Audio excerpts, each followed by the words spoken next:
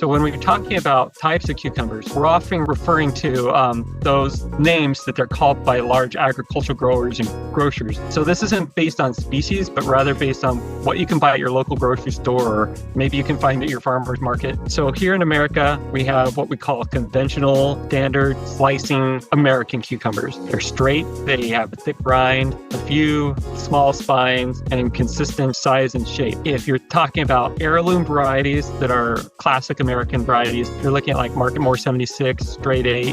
Those are a couple of the classic heirloom conventional varieties, but most of the varieties in the grocery store now are hybrids. So if you even could get any seed out of them, they wouldn't even produce something that would even recognize possibly. Then there are the long English cucumber varieties. A lot of people like these. They're grown indoors in greenhouses and trellis, so the fruit grows long and straight. In order to be grown indoors without the bees, these varieties are generally parthenocarpic. They produce fruit without pollination. With these varieties, one of the older ones we would think of is English Telegraph. Generally, they do well in a little bit cooler climate, and they do well indoors, and they have to be trellised. Otherwise, they won't grow as long and straight. Those are the English cucumber varieties that you would normally see in the stores that are long.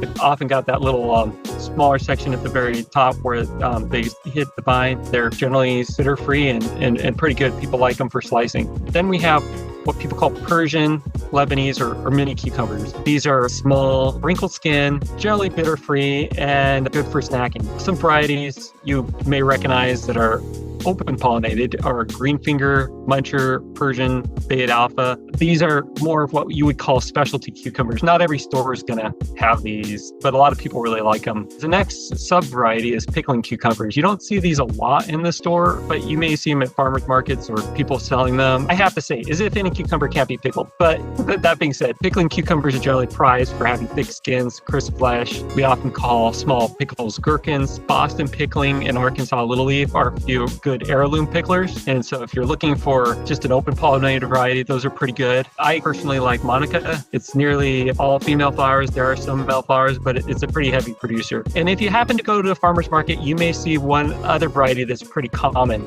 This is not a cucumber variety per se. It is a melon, and it's called an Armenian cucumber. But generally speaking, the most common cucumber we see are those just the slicers, English and maybe Persian, and then the picklers in Armenian you'll generally see outside of the grocery store or maybe at a farmer's market or something like that.